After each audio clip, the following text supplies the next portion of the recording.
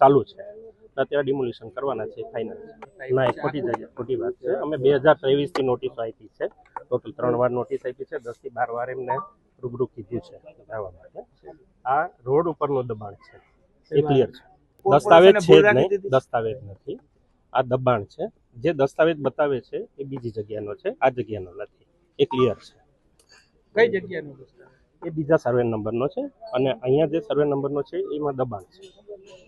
હવે આ કેટલા ચોરસ મીટર બાંધકામ ખુલ્લું કરવામાં આવશે? કેટલા મકાનો ડિમોલેશનની અંદર આવી રહ્યા છે? ટોટલ 8 થી 10 મકાનો છે અને ચોરસ મીટરમાં 200 ચોરસ મીટર જેટલું દબાણ છે.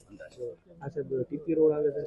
હા, ઇન્ટરનલ રોડ છે, મેન રોડનું દબાણ છે અને પાછળની સાઈડે છે એસીડબ્લ્યુએસ નો રિઝર્વેશન પ્લોટ છે. સાહેબ એવા આક્ષેપો છે કે બિલ્ડરોને ખટાવવા માટે થઈને આ કામગીરી તમે કોર્પોરેશનની જગ્યા છે અને ટીપી રોડ છે. હવે ખટાવવાની ગેરવ્યક્તિ